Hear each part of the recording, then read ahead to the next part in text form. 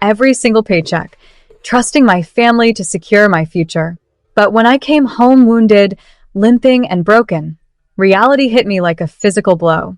At our Christmas dinner, surrounded by the luxury my money had bought, my dad looked at me with cold disgust and said, "You're a burden now, Clara.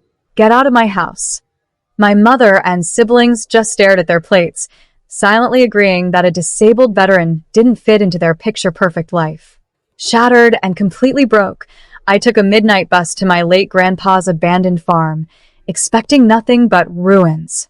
But the moment I unlocked his old shed, I discovered a hidden truth about the money I'd sent home, and a strange legacy involving his old beehives that would change everything, turning my family's betrayal into their ultimate undoing.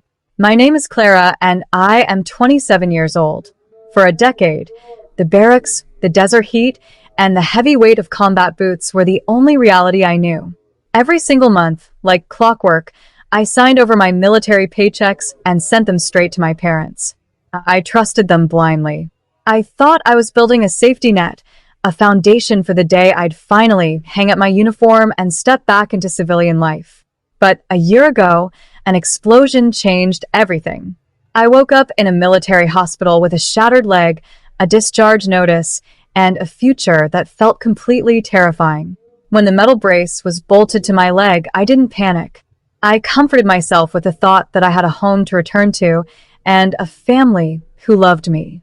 I arrived just before the holidays, limping heavily and exhausted to my very bones. That Christmas dinner was supposed to be my celebration, a welcome home for a wounded veteran. The table groaned under the weight of expensive food, surrounded by the designer clothes and luxury items my 10 years of hard work had paid for. But the atmosphere wasn't warm. It was ice cold. My father looked at me, his eyes landing on my cane with absolute disgust. He didn't ask about my pain. He didn't thank me for the sacrifices. Instead, he cleared his throat, leaned forward, and delivered a blow worse than any shrapnel. "You're a burden now, Clara. You can't provide for this family anymore, and we won't carry your weight. Get out of my house." Before I continue my story, I want to ask you, what would you do if your own flesh and blood turned on you when you were at your absolute lowest? The sound echoing through the crisp winter air like a gunshot. Tears stung my eyes, but I refused to let them fall on the driveway my own money had paved. With less than $50 left in my pockets and my meager belongings stuffed into a single duffel bag, I limped through the snow toward the nearest transit station. Every step sent a jolt of agonizing pain up my shattered leg, but the ache in my chest was far worse. I used the last of my cash to buy a one-way ticket on a midnight bus heading north. As the old vehicle rumbled to life, its tires humming against the dark, empty highway, I pressed my forehead against the cold window pane. The world outside was a blur of shadows, matching the bleakness in my soul. With nowhere else to go, I was heading to my late grandfather's isolated farm, a place my parents always derided as a worthless piece of dirt. Grandpa had been the eccentric outcast of the family, a man who preferred the company of his wild fields to the shallow pretense of high society. During that long, exhausting ride, memories of him kept me from spiraling into total despair. I could still hear his booming laugh and remember the comforting, sweet scent of pine and wild honey that always clung to his flannel shirts. It was nearly 4 a.m. when the bus dropped me off at a deserted crossroads. Standing in the pitch-black night, looking at the overgrown path, I felt completely abandoned by the world, but for the first time in hours, I finally felt safe. The first rays of dawn broke over the horizon, casting long, golden shadows across the overgrown fields of the abandoned property. The main farmhouse was locked tightly, its windows covered in a thick layer of grime, but my eyes were drawn to the old honey processing shed at the edge of the yard. The wooden structure was weathered and gray, its roof covered in creeping vines, but the lock on the heavy door was surprisingly solid. Gathering what little strength I had left, I grabbed a rusted crowbar from the porch and threw my weight against the frame. With a loud, protesting screech of tearing metal, the door finally gave way.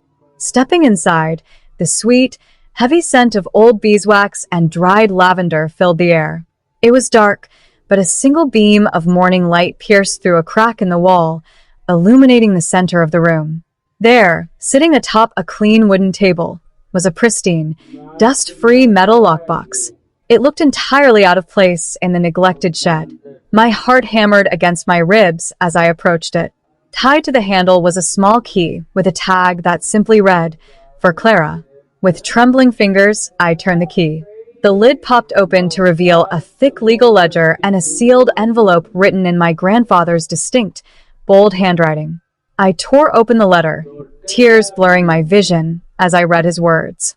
"Clara, if you are reading this, it means my greedy son has finally shown you his true face. I knew your parents were draining you, using your sacrifice to fund their vanity. I couldn't stop you from sending the money, but I could stop them from spending it. Every check you sent home was legally intercepted by my estate lawyer and redirected into a private trust fund in your name. They think you are broke, my girl, but they are the fools." I stared at the letter, a sudden sob escaping my throat. I wasn't broke. The legal ledger attached to the trust fund document showed a balance that made my head spin.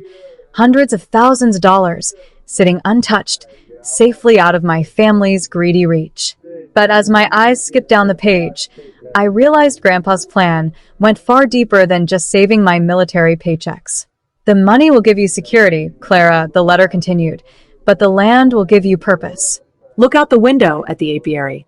My bees are a unique, wild strain.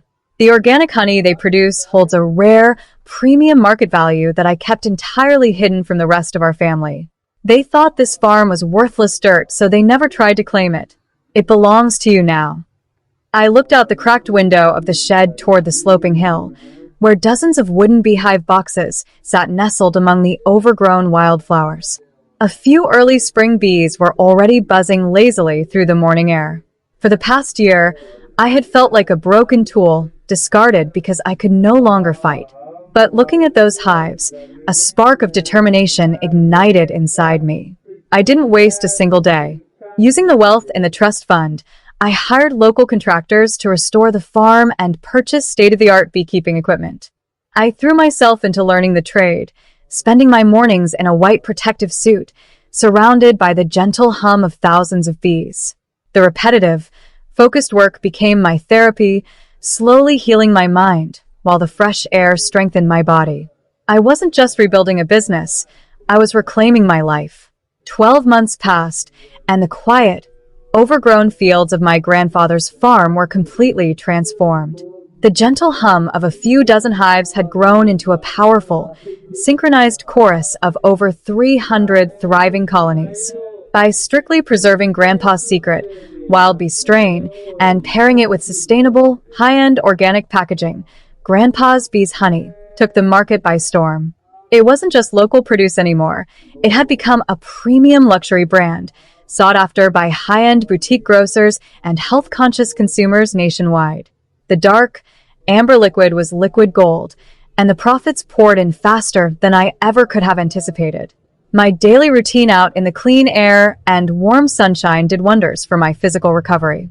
The heavy leg brace was long gone, replaced by a slight, barely noticeable limp that served as a badge of honor rather than a symbol of weakness. I felt stronger, sharper, and more alive than I ever had during my years in uniform. The business was booming so rapidly that it caught the attention of major agricultural journals and national business magazines, featuring my story on their front pages under the headline, "From Wounded Veteran to Honey Empire Queen." With a massive influx of revenue, I quietly bought out all the surrounding pieces of land, expanding my territory and building a modern, state-of-the-art production facility. I hired local workers, providing stable jobs for the community and securing my position as a major player in the industry. Throughout this entire meteoric rise, I maintained absolute radio, never sent a text, never made a call, and never acknowledged their existence, leaving them completely in the dark while my success made headlines across the country. The inevitable storm finally arrived on a humid Tuesday afternoon. A sleek, familiar car pulled up my gravel driveway, and out stepped my mother, my brother, and my father. The arrogance that usually defined my father's posture was entirely gone, replaced by a desperate, hollow grin. Through the media coverage of my booming honey empire, they had finally discovered that the daughter they left out in the cold was now a multimillionaire. Meanwhile, as my lawyer had recently informed me, their own unchecked greed and bad investments had pushed them to the absolute brink of bankruptcy. I walked out to the porch, leaning casually against the railing, refusing to invite them inside. My father took a step forward, his voice dripping with a sickeningly sweet tone that made my skin crawl. "Clara, sweetheart," he stammered, gesturing wildly to the beautiful, sprawling apiary around us. "Look at what you've built. We saw you in the magazines. We always knew you had this strength in you. That night at Christmas, you have to understand, it was just tough love. We needed to push you to find your own path, to achieve your true potential." My brother nodded quickly along, stepping up with an expectant look on his face. "Yeah, Clara, we're so proud of you.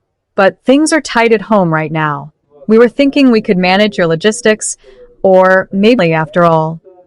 I looked at their desperate faces, feeling absolutely nothing but cold clarity. "Family?"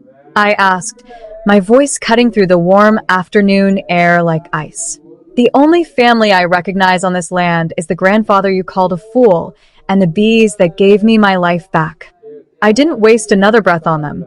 I signaled my security team, and within minutes, my family was escorted off the property, completely empty-handed and facing total ruin.